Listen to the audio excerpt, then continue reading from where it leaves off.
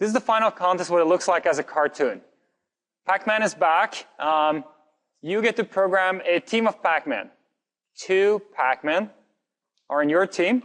It's a capture the flag type of contest. On your side of the board is split in 2. On your side of the board, they are ghosts. And they defend their turf and can eat the other team's Pac-Man.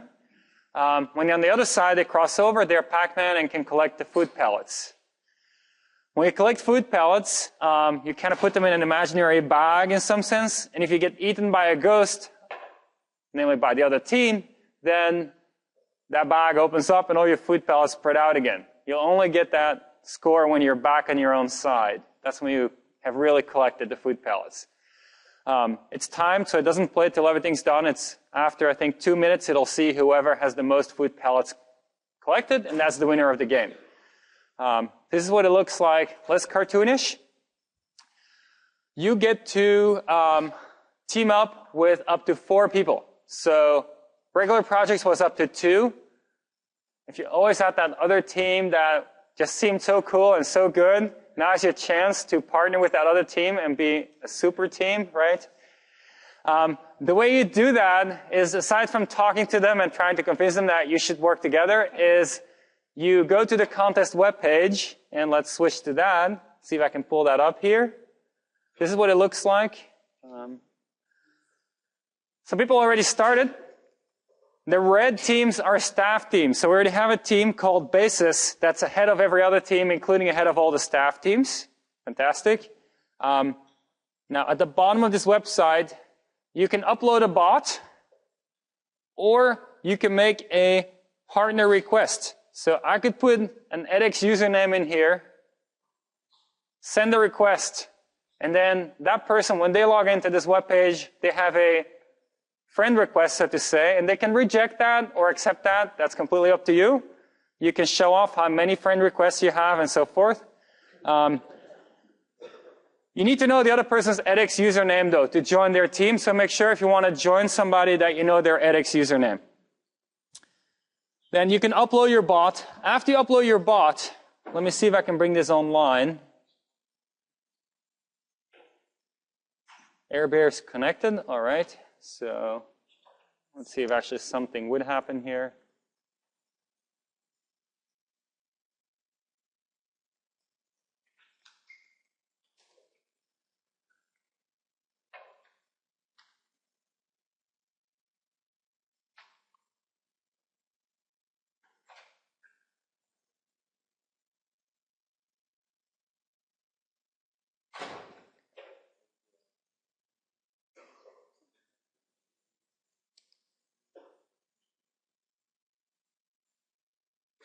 Okay, Airbear's taking its time. Maybe some of it is cached. So what you have here is you have a ranking. You can submit a new bot anytime. So once you submit a bot, it'll start. You can have it play games. The way you do it is by requesting matches. So you can go in. You won't have those delete buttons, by the way, for the other people's bots. That's just me. Here are the matches that have been played. All right, you can see the outcomes of those matches. You can go to those matches, and you can actually watch those matches. So you can run through it, step through it, reset. You can also download a file so that you can replay it on your own machine. So you can study how you might have lost, might have won, and so forth. The other thing you can do is you can request matches. So let's see here. Here's a bot. You can look at their win-loss record. I don't have a bot uploaded right now. If you have a bot uploaded, you can actually request to play against these other bots. So you can click request match, and then it'll actually put a match in the queue. You can request as many as you like. You'll see the queue of matches that's currently lined up. Let's see what we have right now. Completed matches, queued matches, nothing. So if you put something in the queue now, you'd get it played right away. And you'll see your ranking update after the match is over. You can only ask for matches of your own bot against other bots. Every day around midnight, a little before midnight, we'll, as staff, request a lot of extra matches to make sure the rankings have converged. Then at midnight, we will round up whoever is in the top 10. If you're in the top 10, anytime at midnight starting tonight, you get an extra, I think it's 1 extra credit point on the final exam. So tonight your chances are better because few teams are in this contest right now. Next week your chances will be lower. You can earn this extra credit point only once. Alright, so you can earn it once if ever you make it into the top 10. You can see the way we set this up is to encourage you to start early. Start early. It's actually a fun contest, so I encourage you to start tonight if you can. Results. So right now we just have 5 teams, which means there's still 5 spots. If you're the first, if nobody else signs up, but another 5, you make it automatically. We also have extra credit points for beating staff boss, so you don't have to beat all your fellow students to get any extra credit. If you beat a staff bot, I think you get 0.25 extra credit. There's 5 total staff bots, so 1.25 total that you can earn if you're able to beat the staff bot. Then the final ranking will be determined based on your submission next week, Wednesday at 5 p.m. We'll collect the bots at that time. We'll run a lot of matches. And then on Thursday next week, we'll announce who won the contest. And there's more extra credit for who wins the contest. But really, of course, a lot of honor. You can claim you won this contest. Any questions about the contest? Yes? Yes, you can update your bot as often as you like. When you upload a new bot, it'll re-enter at a rating of 1500. So it won't continue with whatever rating you had before. It'll enter at 1500, and then you just have to play games to get to wherever rating you belong to be. ELO rating, it's the same system they use in chess. You play a game against another bot. Depending on the difference in your ranking and who wins or loses, there'll be an update to your rating. If you win against a very highly rated bot, your rating will go up by a lot. If you lose against a very lowly rated bot, your rating will go down a lot. Any other questions about anything logistics? Yes? No, everything needs to be in your team.py file. So, yeah. Just organize your code that way that it works out. Yes?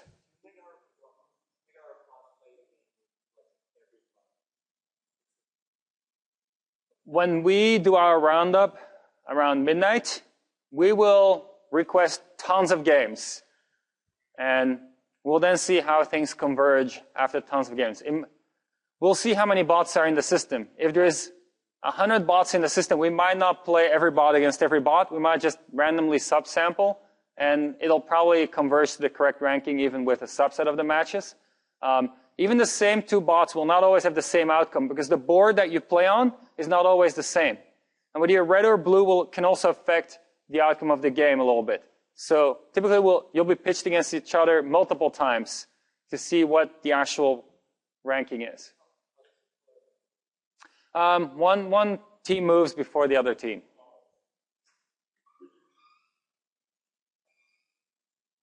Any other questions? All right, so this should be fun. Submit a bot tonight if you can. No results yet. Okay, so the remaining 3 lectures are meant for fun to show you how the concepts we've covered in class connect to some real-world applications. Often what that means is we've seen some algorithm, let's say A star, you'll see some new problem formulation.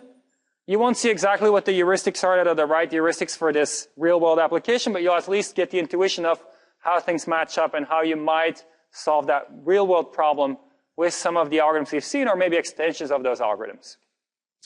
Today we'll look at NLP and robotic cars. Next time we'll look at more robotics. We'll look at computer vision, and we'll look at something called feature learning, which is a new trend in machine learning where you get to you say, it's really tricky to design those features by hand. Let's see if we can learn them. So we'll get some intuition about that. And in the last lecture, we will look at first thing we'll do final contest wrap-up, see who won, We'll actually have some really cool medals for the winners, so you really want to be one of the top teams. Then we'll look at a little section where I get to say where I think robotics is headed. Very subjective, but that's my area of expertise, and I get to tell you where I think some things are going. Then we'll look at where you could be headed in Berkeley if you want to do more AI, other courses that are relevant here. And then we'll look at some Pac-Man stuff beyond 188 Pac-Man. You'll see. It's a surprise. All right, so far we've seen foundational methods, and kind of the 4 big categories I would say are search, where you're the only agent, then search, where there's an adversary working against you, then reinforcement learning, where you learn how the world behaves as you are acting in the world, and then there is a situation where you don't even know what the state of the world is, and you run a particle filter or some other probabilistic inference algorithm to get a feel for what things are like. And those were our 4 main projects. Now, let's map this to some applications. Search language processing has a lot of applications of search are in language processing. Adversarial things could be agents working against you, but it could also be that you want to build a really robust control system where you say, even if the wind were trying to scheme against me, I would still want to keep my helicopter in the air, right? So it's not always the fact that somebody's actually trying to work against you, but you might want to design a controller that works even if the worst case were to happen. That's often what you want for things like flying systems where you want to be very safe, not drop out of the sky. Then reinforcement learning, the example at the bottom there we'll cover next lecture, is about how do you get a 4-legged robot to traverse a terrain like that. That's a reinforcement learning problem. How do you get that solved? And then the last one at the bottom here is autonomous driving. You might have seen some articles about the Google autonomous car. Today we'll look at a lot of autonomous driving and kind of where this all came from, the projects the Google autonomous car is coming out of. Unfortunately, the Google autonomous car itself doesn't have a whole lot of papers or technical publication about how exactly it works because it's their product and they try to keep it secret. But we'll at least get a feel for where it's coming from. Okay, so let's start with language. What are some big language applications that we'll look at? Well, one of them is ELIZA. That's one from the past. It was kind of fun to look at. Another one is Watson. That was a computer playing a big game, Jeopardy, and actually doing really well at that game, beating the best humans. So, what is NLP? Let's look at a canonical example, and this is a slide borrowed from Dan Klein, who is our local and I would claim also global natural language expert. What does it say here? Okay, Ginger, I've had it. You stay out of the garbage. Understand, Ginger? Stay out of the garbage or else. That's what we say to the dog. Now, this is the dog listening.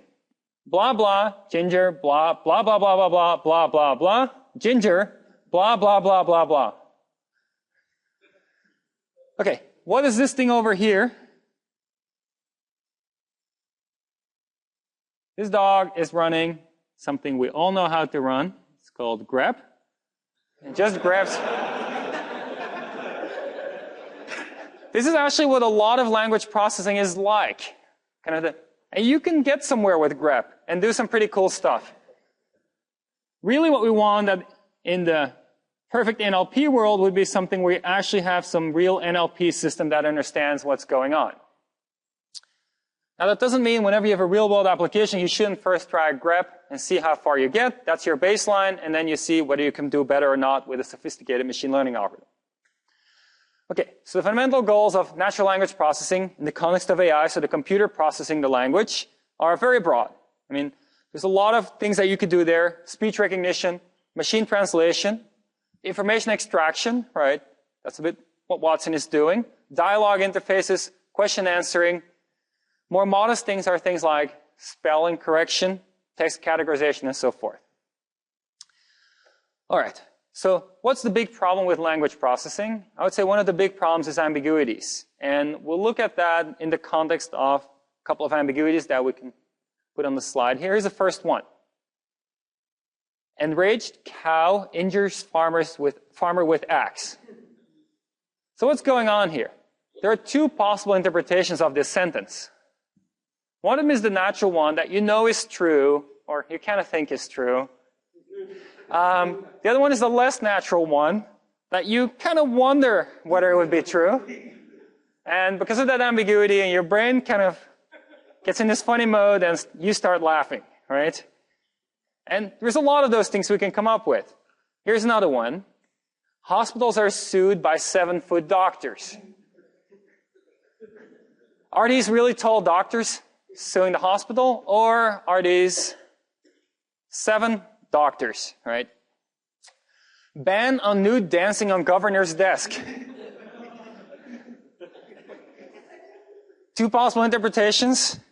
And again, that's why it's funny, right? Iraqi head seeks arms. Why is this funny? Well, there's two ways to interpret arms, weapons versus limbs. Same for head. There's the kind of literal head versus symbolical. Local high school dropouts cut in half.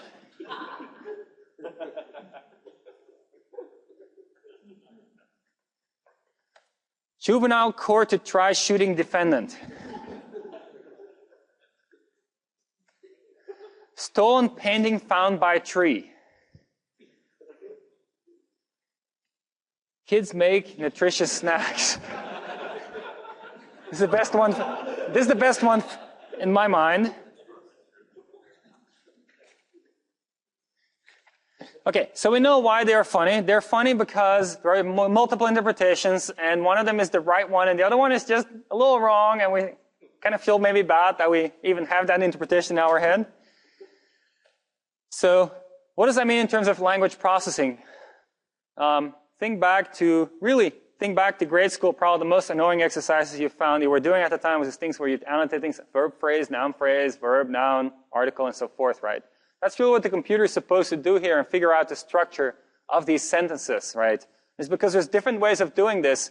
If you had one of those on your test back in 3rd grade or something, you would have been able to annotate them in 2 ways, right? And that's where the ambiguity kind of structurally is. So let's look at an example here. Hershey bars protest. Okay. Well, you can imagine there's some robots, right? They're protesting, and Hershey as a company is barring that protest. And that would look like this. Hershey as a company entity is the noun. Acts as a noun phrase, first part of your sentence. The other part is the verb phrase, which consists of 2 parts. There is the verb bar, and then what you're barring is the protest. So look something like this. Robots get to go home. The other way to interpret this is that, in fact, there's something called Hershey bars. We know about those. And those bars are actually doing the protesting. So something that looks like this. But structurally, this is really what's going on. It's the difference between this parse versus this parse over here of that same sentence. Inherently, there's multiple parses, and you probably want your system to be able to find multiple parses, and then maybe assign a probability to them. Say, this one is a very likely one, this one is a less likely one. Maybe based on more context in the document.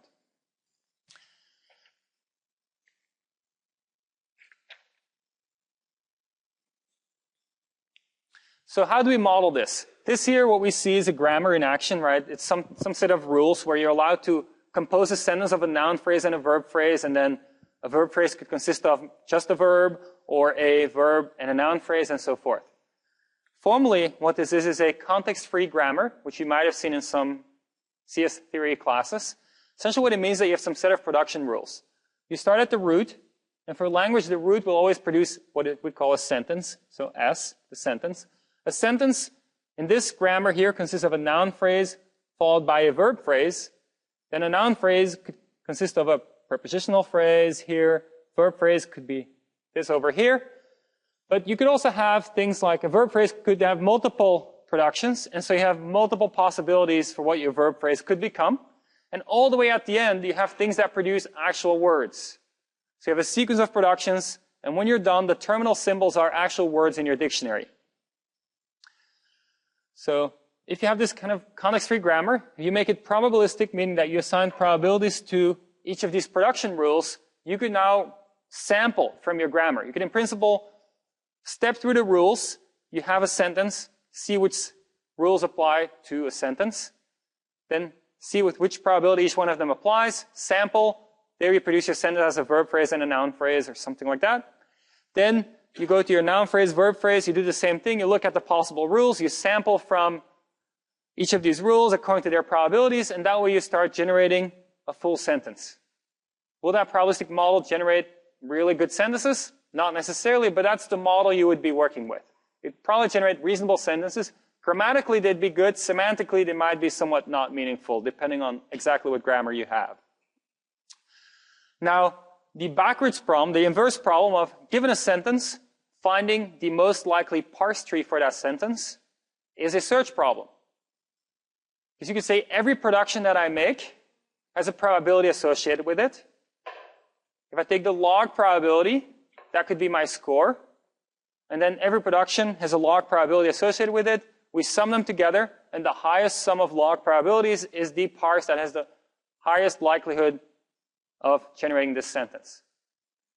How do you find that? You run search, right? Your search operator now is applying a production rule. And you have a reward here rather than a cost. So your reward relates to the probability of that production rule, the log probability. You try to find the sequence of production rules, the sequence of actions that results in the highest score. You can run a star search for this. You'd have to come up with some reasonable heuristic to guide your search, but that's what you do to solve these types of problems. Any questions about that? Yes?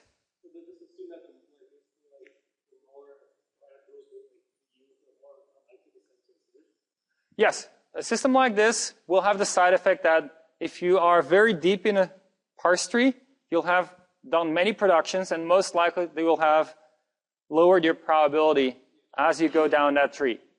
Because probabilities are between 0 and 1, so you multiply them together, it always goes down. Or if you take the log probabilities, they'll always be below 0, and your score will always go down. So longer productions will have lower probability. You will, essentially what you will do is you will actually, what you could do in the learning part of this, right? You wonder what are these probabilities? You would take a corpus of text. Somebody might have annotated it, such as is done for the Penn tree bank data set. You will see how often each verb phrase production was applied in that text corpus, and then you'll collect probabilities that way. And by building the model from data, you will learn a model that reasonably matches with the data, because the way you set the parameters in your model are matched up with data that you have.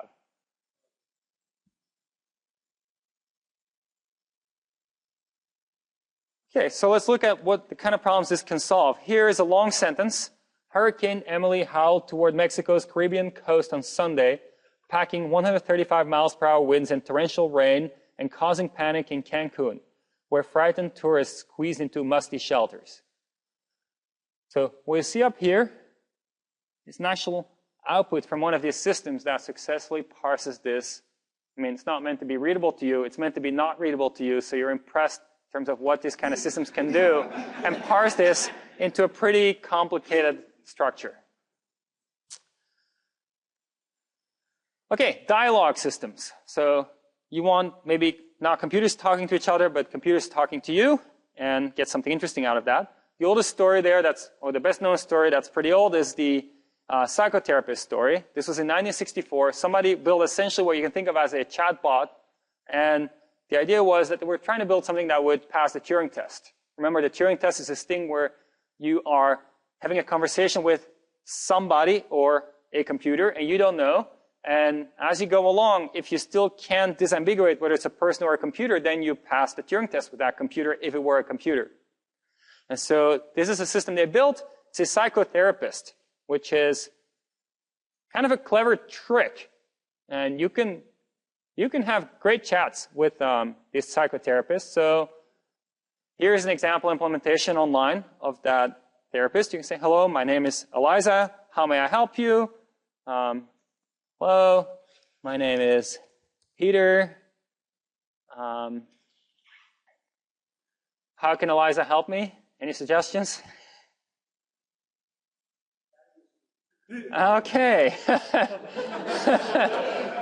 Thank you for the suggestion. For the webcast people, this was a suggestion that I'm just going with. I have daddy issues. Oh, names don't interest Eliza.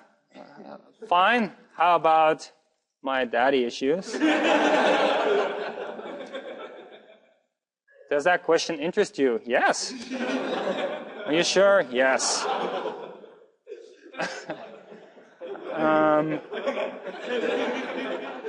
Because I was very interested. Well, I'm a little shy about this in front of such a big audience.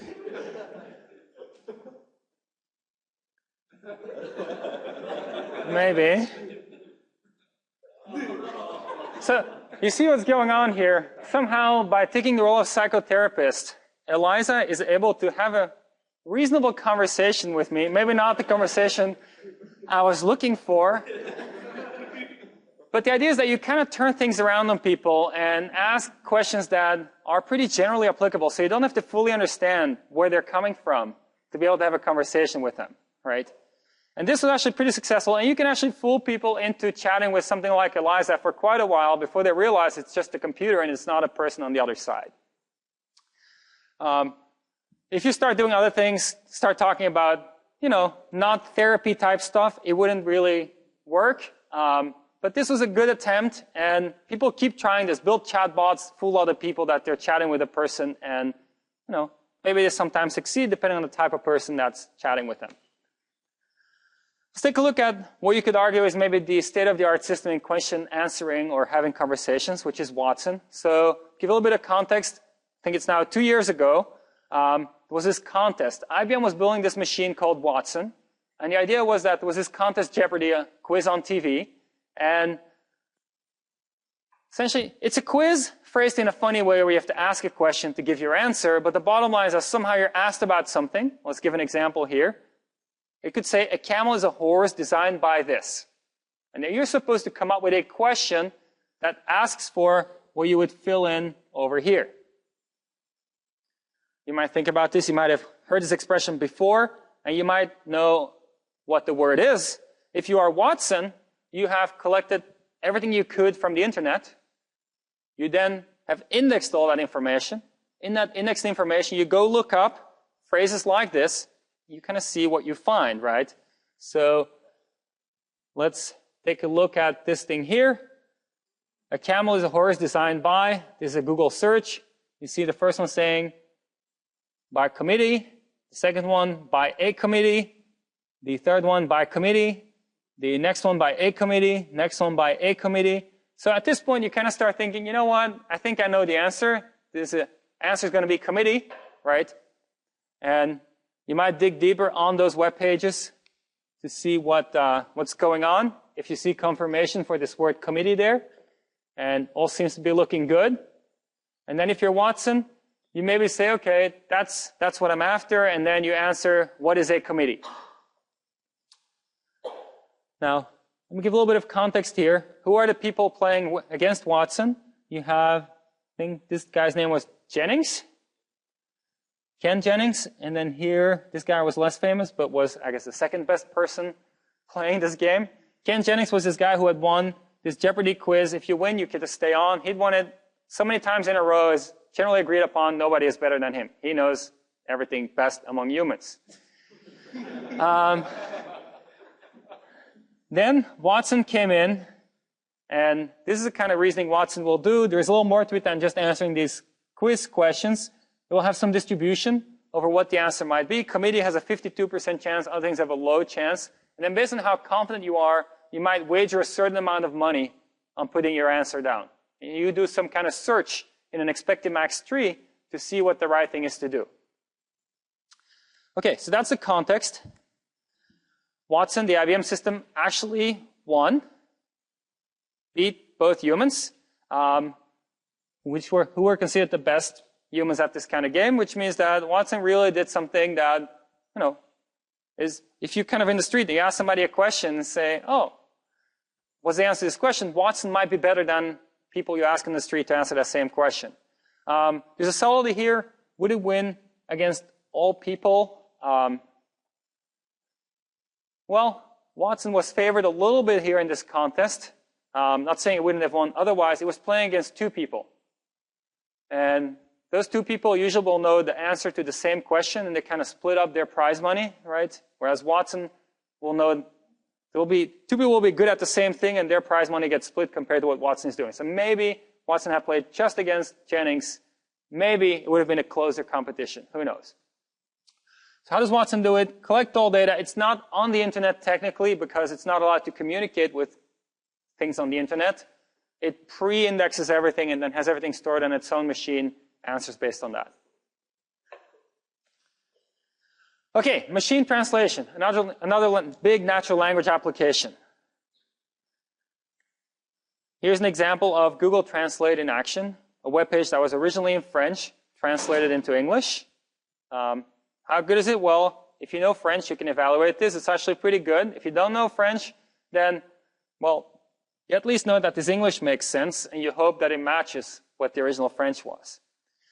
What does it do underneath? Let's take a look. Let's say you just do dictionary lookups, where you say, in this case it's Chinese, this thing here could be top or roof, and so forth. You see that one problem is that the same word in one language could have multiple words in the other language and the other way around. So that's a challenge. You don't have one-to-one matches. You can't just take a sequence of words, do the one-to-one mapping, and get out the right thing in the other language. So initially, that's close to what people were trying to do, though. Back in the 40s, if you think back of our initial AI lecture, people started getting excited about computers. They realized it's not just a number cruncher. You can put symbols in there in some sense, at least interpret those numbers as symbols, and maybe do something non-numerical. What they really cared about at the time was translating Russian into English, because that way they might be able to keep up with the Russians, who actually were doing more complicated math than the non-Russians. So they were hoping to keep up, not fall behind in this Cold War thing. There were grants given out by the government to make advances in machine translation. There was a lot of optimism at the time. But then this report came out that this machine translation stuff doesn't work. People are not really making progress.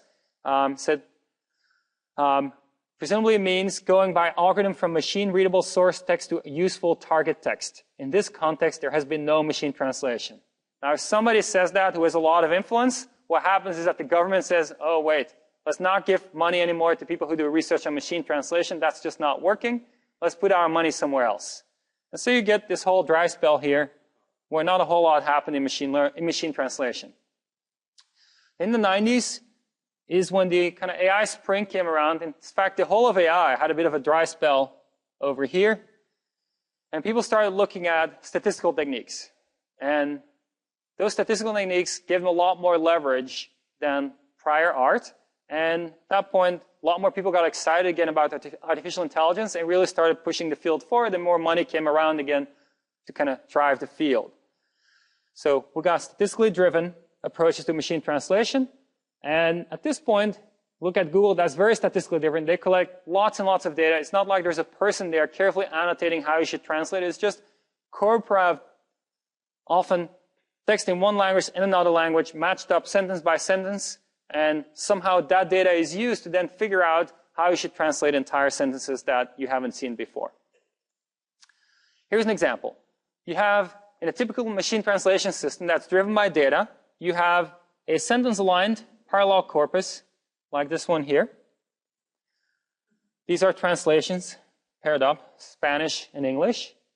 Then you have a target language corpus. Why do you have that? Well, that allows you, if you kind of were to make a very crude translation, you might be able to then look at your target language corpus and see what good sentences look like and maybe clean it up into a better structured sentence than what you had available based on your parallel corpus data. So you have these two corpora. You build a model for translation. We'll look at some details of that in the next couple of slides. And you get something out. In this case, let's say the new sentence is, yo lo haré pronto. I personally don't know any Spanish. But I looked at this before lecture, and I will say YOLO Hare looks like maybe this matches over there. Pronto is maybe this thing over here. So I would say, well, maybe that will mean I will do it soon. And that's effectively what the machine is doing too. It's trying to match snippets of words and see how it might be able to then come up with a plausible explanation. How do you do that? Here's a matched corpus, right? This is the same thing as what we had on the previous slide, but one that you might see more often yourself. So what effectively does this machine have to do? Well, you look at things like, soup, right? Well, soup is appearing in every one of those. So whatever appears in every one of those might mean soup. So if there's anything that keeps reoccurring, that's likely to be soup. Maybe this one over here is soup. Not sure. It is? All right. We have somebody who actually reads those symbols in a meaningful way. Egg drop. Let's say egg drop appears here and here. And what else appears in those two lines? The first one. This one, and this one. They look the same. Second line, middle. Second line.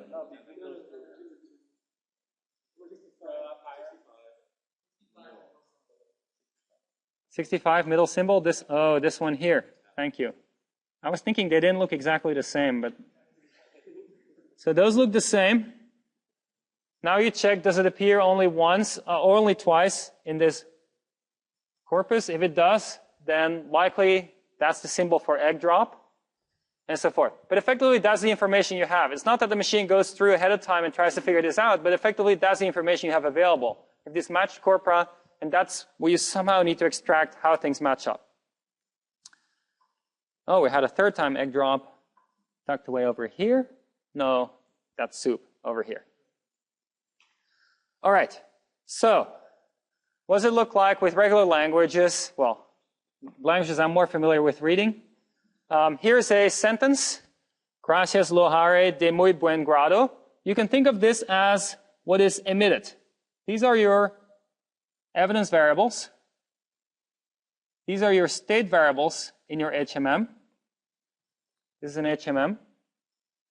What you're saying is, well, this Spanish sentence is just a noisy version of an English sentence. All right? And you have every possible English word or set of words could sit in state 1. Those are the values of the states as English words. And for each one of them is a probability, if that word is sitting there, that you emit a certain Spanish word. Then there is some compatibility model that says in the English language, how likely is it that you go from one word to another word? That is the dynamics model for your HMM. You can get that model from data, right? You just count how often certain words follow each other. There's your HMM. Now, there's a little additional tricky part here that languages tend to kind of move words around. So you need an additional degree of freedom that you are allowed to permute some words. So an additional part of your inference algorithm here has to handle that. But ignoring the permutation of words, this part here is just a regular HMM. And if you run the forward algorithm in that HMM, assuming you have two languages that don't permute words relative to each other, you could translate one language into another. You can also see why we have the type of corpora I mentioned. That what we had is matched sentences. That tells you something about the emission model. And then if you have additional English language in this case, you can get a more accurate model for these transitions here, because the more English you have, the more data you have to learn that model. Okay, now, language doesn't necessarily work at the word-for-word level. We saw something like noun phrases, verb phrases, syntax, and so forth. So ideally, actually, you would go from your source language.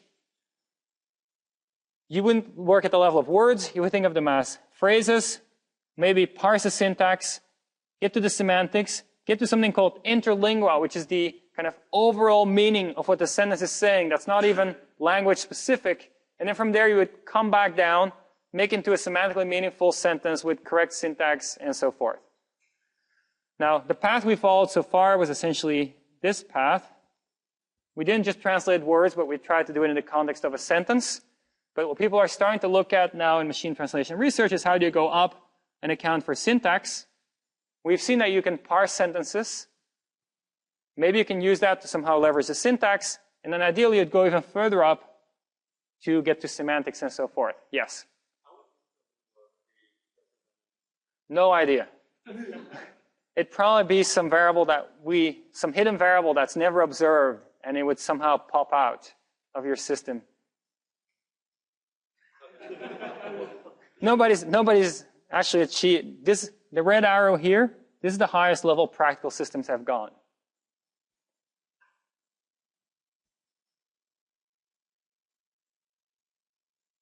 Okay, so word for word, phrase by phrase. And if you did something with structure, then you would say, oh, I have a verb phrase in the observed language. That means I need a verb phrase in the target language. That can be expanded. The grammar in the target language can have different probabilities in terms of verb phrase, noun phrase, and so forth. And you might expand things in a more meaningful way. All right, so let's say you get a sentence like this, which maybe now almost nobody can read because it's not English and not Chinese. So, anybody know what this says? I think it's Arabic, so maybe somebody knows what it says. Nobody in this class? Or maybe just somebody who was too shy to speak up. I don't know. Here's what it says. You essentially parse that sentence, get the whole syntactic structure. This is taking it up to the syntactic level, and then regenerate an English sentence with the right grammatical structure. What you get out here is, Al-Abbas declined to make any statements upon his arrival in the province. Okay? Okay, let's move to autonomous cars then.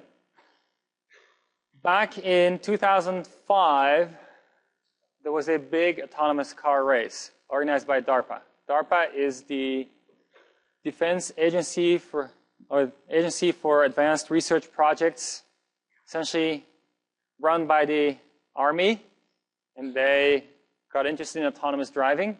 They decided to put some resources towards that, meaning that then researchers working in autonomous driving potentially get funding and so forth.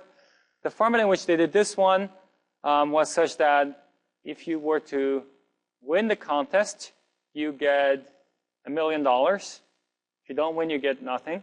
So, I mean, this wasn't a good deal for researchers because you probably spent more than $1 million working on this project. So even if you win, you wouldn't necessarily break even. But maybe, you get something else out of it and you make it work. So a lot of people got excited about this. In fact, the first one they did was in 2003. And what happened is people participated, didn't know what was coming, but brought out their autonomous cars. DARPA said, here is the trajectory that you're going to have to drive, start to finish, through the desert, but roads in the desert, not just, anywhere you could drive. No straight line, no. And people tried, and the best team got something like a couple of miles into the contest, and that was it. So nobody finished. They said, let's do this again 2 years from now. Of course, this team's kind of regrouped, now had better information of what the contest would be like, because the first time around, they didn't know as well what things would be like. And then tried to do better, and new teams started participating. Here's the kind of desert you'd be driving through, and you see there's actually some kind of road here, right? So let's take a look at the result of that 2005 race.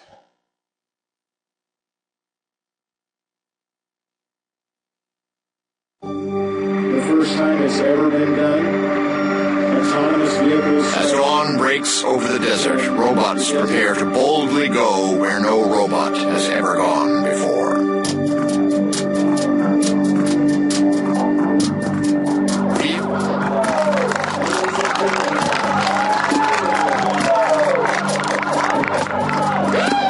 And we have movement from Stanley, ladies and gentlemen, the start of the DARPA Grand Challenge.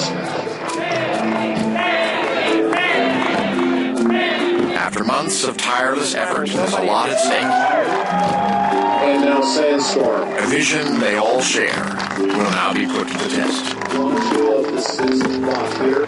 Dan, are we there together? Each one leaves the chute with confidence, a far cry from the first grand challenge when many faltered within sight of the start, and no robot went beyond 7 miles. During the first 8 miles of the race, Highlander gains 2 minutes on Stanley. This is a time trial, right? Robots start separated from each other.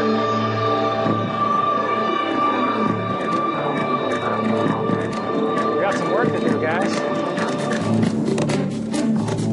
Behind Stanley, Sandstorm is closing the gap and may pass the Stanford robot.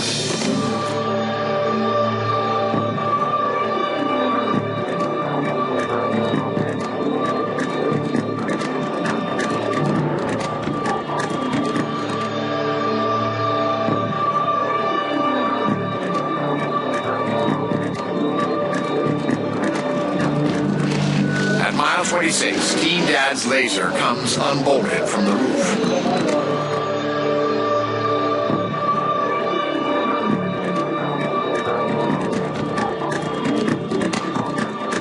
Behind it, Stanley is rapidly approaching. Those these two vehicles together. There's the autonomous vehicle, and then behind it is a driven vehicle. But Highlander recovers on the flats, and for many miles they continue neck and neck.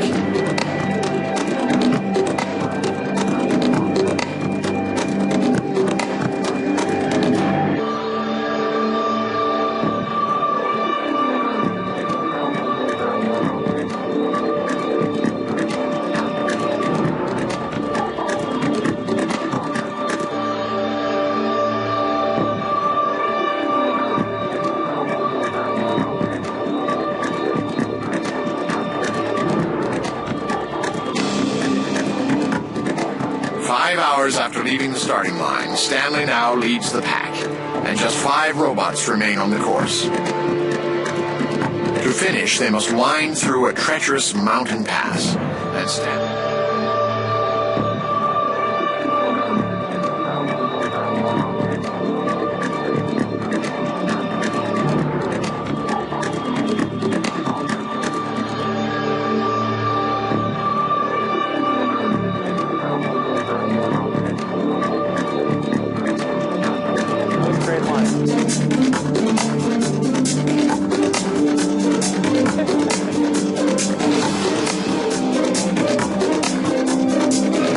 A blue dot appears in the distance.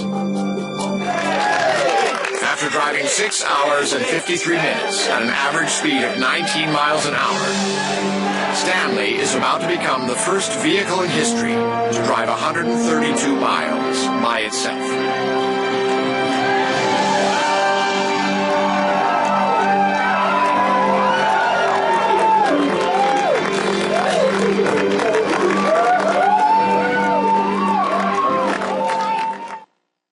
Okay, so that was a very successful demonstration back in 2005 of autonomous driving, right?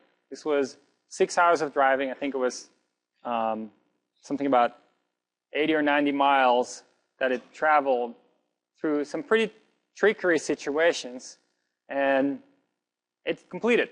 Stanley came in first. That's the Stanford vehicle. Then 2 CMU vehicles came in. They were second and third. And then there was a 4th vehicle that came in the next day. Forget which school that was. But 4 vehicles completed. 2 years, just 2 years before, and nobody went further than 9 miles. Now they did the whole thing. So there's a lot of progress that was made getting this to work. So actually, 150 miles off-road. Here's the start point. Here's the end point, California into Nevada. There were natural and man-made hazards to deal with.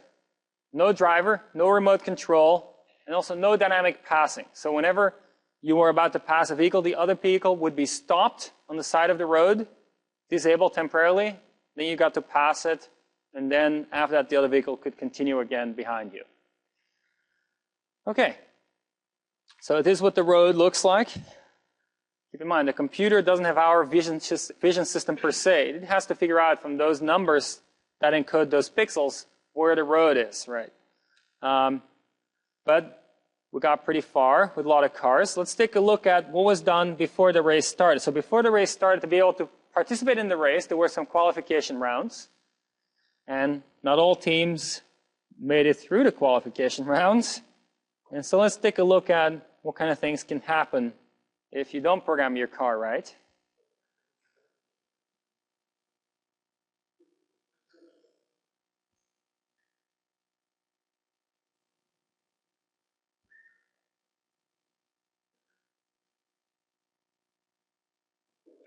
UC Berkeley.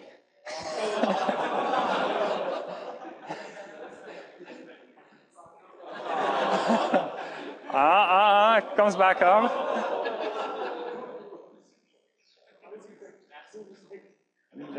There you go.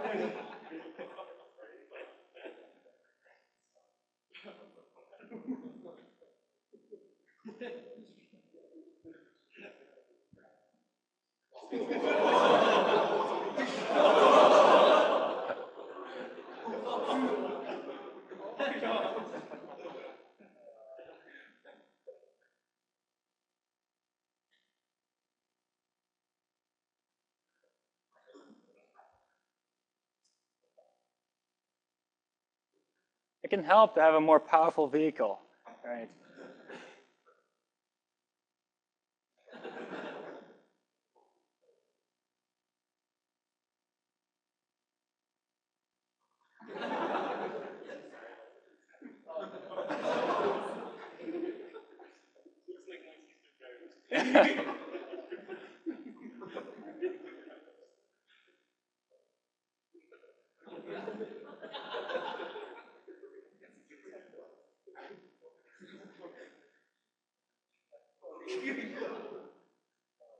So this is just to show that these are people who've been working on this for years, right, to participate in this contest. This was a really hard problem to crack. Right? Yes, 4 of these cars completed, but most of these cars didn't get past the qualifying rounds. Now, what does qualifying look like if you do the right thing? Hey, this is day 6 of the national qualification event. This is Team Stanford for you, or Team Boring, as we're now being called unofficially by the cleanup crew, because they never ever had to even put up even a single traffic cone after a Stanford run. This is, again, a flawless run. It's gotten to the point where the team itself it doesn't really care that much where the robot is, because we just know it starts and finishes flawlessly. And we're the only team up to the present day which has that track record. In fact, some of the best teams still run into cars or traffic cones and so on. This is the vision time is reputable, but not the best. There's been a race going on for the best finishing time. The race involves occasionally driving above speed limits. We never do, so we physically can't beat other teams anymore that drive above the speed limit, but we stick with it. DARPA has informed us that tomorrow's runs will be used for placement tests. It has changed the course. What he's saying here is that they were doing these qualifying rounds to decide in which order people will start, and that at this time they were the only team that had gotten through multiple qualifying runs, all of them successfully. Right. Okay, so that's what it's supposed to look like. What do they have on their car? A couple of things. An IMU. What does an IMU do? It measures accelerations of your car, angular rate of your car, and potentially the magnetic field around your car. It helps you keep track of how your car is accelerating, helps you keep track of how much it's rotating. 6 computers would be probably a lot more by now. GPS compass. There's a bunch of GPS antennas on the top here. If you have multiple GPS antennas, you can actually figure out which way you're facing. Because if you know the relative position of these antennas, you know which direction your car is facing. Emergency stop. 5 lasers. So these are 5 lasers. They're shooting out laser beams, more about that, and based on that measure where obstacles might be. A camera, a radar, control screen for when you are actually in the car and wondering how well it's working, and then you can drive the car electrically wired. That's the system. How do you control this car? Let's say you have a target trajectory. You somehow figured out what the right trajectory is. The way they did is they would say, well, the front wheels are essentially giving you the direction in which the car is moving. That's where the front wheels are moving, assuming no sliding. Try to get those as aligned as possible with your trajectory, which is over here, your target trajectory. But if you're off to the left, then you need to steer a little bit more onto that trajectory to get back on and so forth. So the idea is that you somehow steer onto the trajectory, but not too much. Mostly you align yourself with the trajectory by aligning your front wheels. You can imagine there's a bunch of free parameters there to be tuned. They tune them by hand, so they would go out and set up some parameters and get the system to perform well. You can imagine that if you had a reinforcement learning algorithm, you could go out and have it drive a bunch of trajectories and tune those parameters automatically. How do you deal with obstacles? How do you even know they're there? Well, if you have laser readings and your car moves forward, those laser readings will go further and further away from you. But if there's an obstacle, you'll see that actually some readings don't go further and further away from you. They come closer in, which means there's an obstacle popping up there. With the laser, what you get is you send out a laser beam, multiple ones for one of these devices. You measure how long it takes for the laser beam to come back into your device. You then multiply that with the speed of light, divide by 2, and you know how far away that obstacle is. So you need a very good clock. So this works up to 2 to 5 centimeter accuracy, maybe, right? But that's good enough for driving applications. Here's an example of what that could look like. The red dots, the red and green dots are showing where it thinks there are some potential obstacles. If you just use this method straight up, you get 12.6% of false positives, meaning you get a bunch of things that your computer thinks are obstacles, but they're actually not.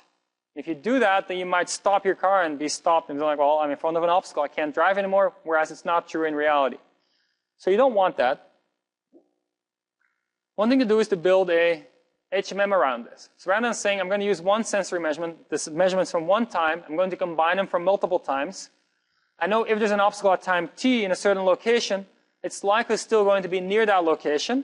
If it's a static obstacle, it'll be in exactly the same location. Moving obstacle, it'll still be relatively close. And so by building an HMM around this piece of knowledge that obstacles might not move very quickly, you can combine your sensory measurements over time. So these are your laser measurements here. This is your state space, which encodes presence of obstacles or absence, depending on the value of the state variable.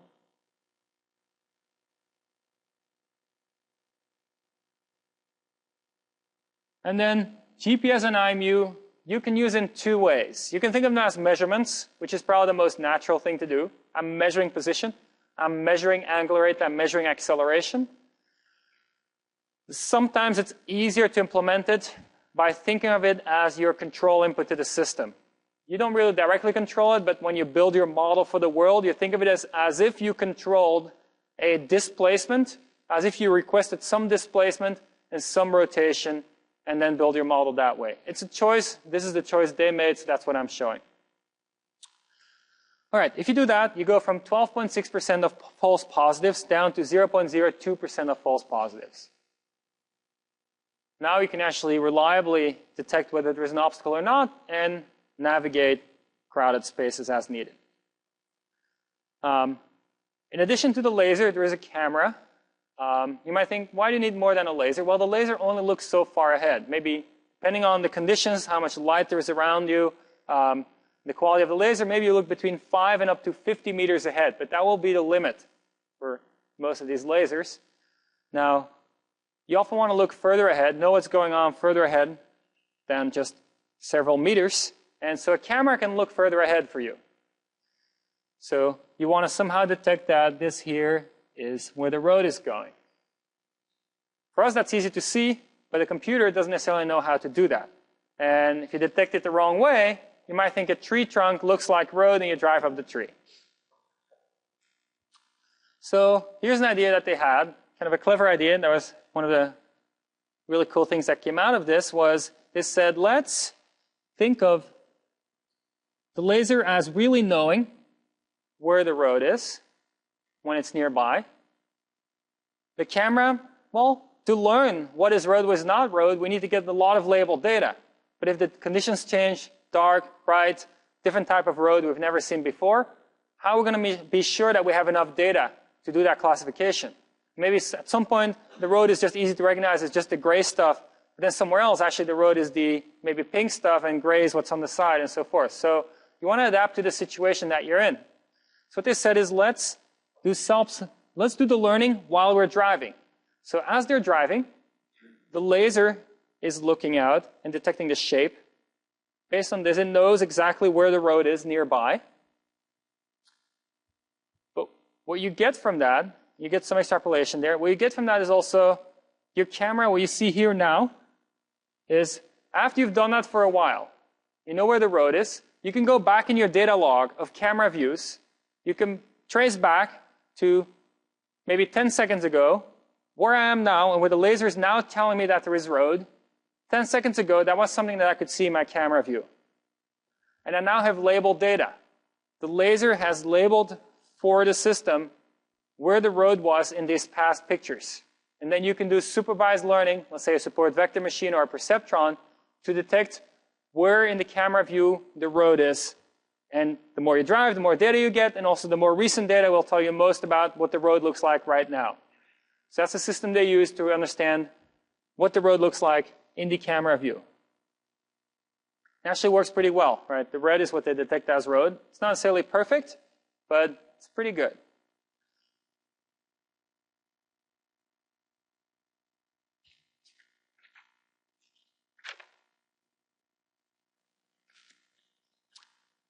All right, moving on to urban environments. Next thing that happened was DARPA said that was a big success. We got 4 cars to complete. 2 years ago, not a single car got more than 9 miles in. Let's put out the next challenge. Next challenge was called the Urban Challenge. In the Urban Challenge, the idea is that you have a car that has to navigate with other cars, understand the concept of stop signs, passing cars that are moving, and so forth. So they said, let's do it. 2 years later, there's going to be an urban challenge. They're going to rent out a army base that looks like a town to do the experiments, do the contest in there. Now it was $2 million. Again, a lot of teams participated. One of the outcomes of the initial challenge was that it was clear that all teams were using lasers. And so something that came out of the initial challenge was that there was this one team that came out of a company called Velodyne. They actually specialize in speakers. But it turns out when you build speakers, you work with lasers a lot. And they actually built a product called the Velodyne laser, and that thing is now what all these cars have on top. So in the Urban Challenge, all the car had the same laser on top, which is a laser that's not just the regular ones you saw there, which send out maybe in a planar beam, so to say, a bunch of rays in a plane. It actually spins around and goes around, I think, 10 times per second, collects about several hundreds of megabytes of data per minute of distances in 3D around where the laser is set up. So that's what they all have on top. It's not very cheap. I think it was at the time $70,000. But if you're in one of those contests, that's what you got to do. So you see here, it's a thing graphically shown on top over here. And this new they all have that thing on top. And what people start doing now, pay attention to, is can you, from this laser data, and now you have a lot of data, it's your entire surroundings, 3D. This is a demo in 2009, a little after the DARPA contest, what the capabilities are. So these are, red means it thinks it shouldn't run through it. If you look at it, it actually detected these pedestrians going back. And actually realized these yellow dots that you saw were pedestrians, moving obstacles, so it waited for those, let them cross, and then continues. This is all autonomous driving. So a lot of the intelligence here, or the work, goes into how to interpret these laser readings and map out the environment around you and understand what's going on around you. So here's negotiating some kind of intersection. It's in front of a red light. Other cars around it. Now keep in mind, even though for us it's very easy to see what's in those images, as a computer driving the car, you have a lot of image processing ahead of you. We'll see more about that next lecture to understand what's actually around you. Okay, so that gives you an idea of what kind of data you get out. In this urban challenge, which people held in 2007, they were able, with 6 vehicles, to very successfully navigate this town. The thing I want to put in your mind as a last thing here is that when you think of these autonomous cars, here, really what you should think of is your project 4. Mathematically, it's the same thing. You have sensors, you try to map out what's around you, and in addition with the car, you also try to map out where you are relative to what's around you. But you have this noisy information, somehow fuse it, running an HMM, particle filter or some other filter. They might be running a Kalman filter rather than a particle filter, but essentially the same thing. And you get out some system that intelligently reasons about what to do, even with no full state information. Okay, then what I want to do is just give you a preview of what we'll do next time. We'll look at computer vision. Feature learning is how you do machine learning when you don't want to design the features by hand. And then robotics, some of the things that are going on now in academic robotics research, you'll get to see next time. All right, that's it for today.